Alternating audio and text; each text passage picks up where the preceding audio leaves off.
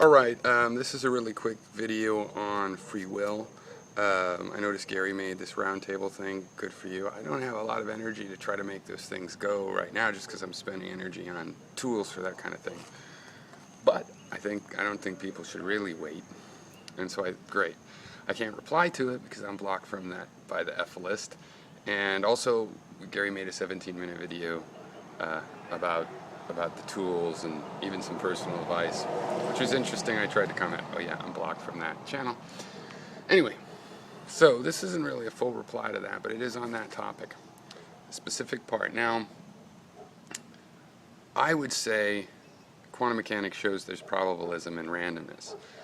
Now, a lot of people have said, well, that still doesn't get you free will, your will would just be random. And that's not quite true. So I want to describe how it's possible for randomness to produce the appearance of intentionality and purpose, which from the inside the free will feels different than just that. But watching somebody else that seems to have free will, seems to be making decisions, this would explain it well. Now, I will leave a stronger version, but still, first of all, we need to get over the idea that random means anything can happen, right? If there's randomness, then, for example, a pair of dice are random. But that doesn't mean it can come up 13 or 1 or 50, right? And it doesn't mean that 2 is equally likely as 7. Okay.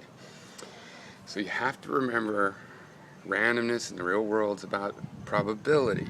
And probability follows distributions, right? There's a distribution to the probability. All right. Arguing from analogy. What about evolution? Why did the anteater grow a long nose? To get at the ants, right?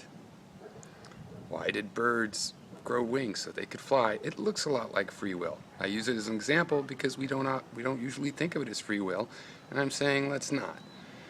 It's an example of how randomness plays a role when a chain of events seems to have intention.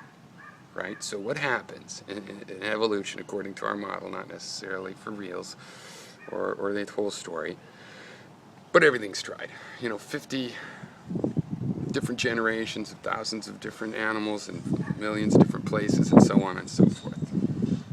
And then there's a process of weeding it out, right? So random things are tried. Boom, I'm going to try something random. So is everybody else. That creates a distribution. And then nature weeds out the ones that aren't going to make it. And it makes it look like,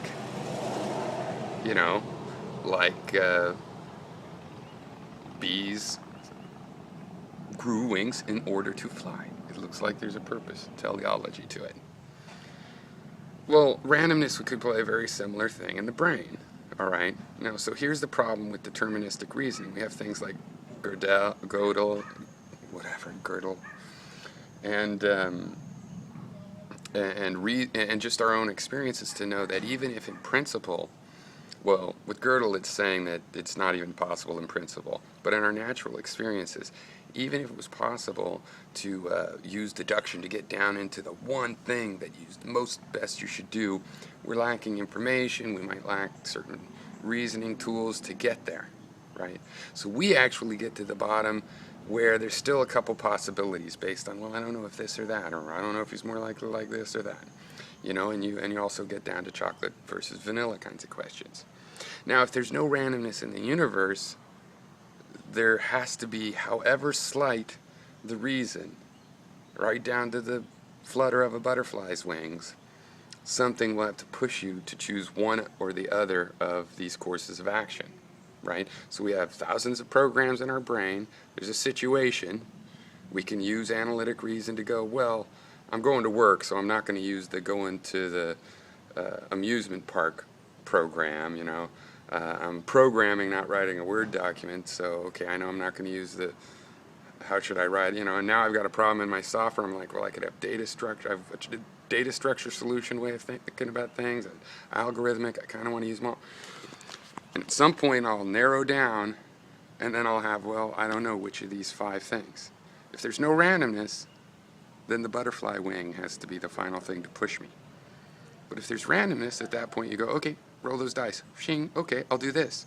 And you try it, and it's not over there. You could try it for a while, and when you get down again, you can take, you get to more possibilities, and you might even bring in some of the last possibilities and roll again. Boom, zoom. It's random at every time with intervals of deductive analytic classical reasoning.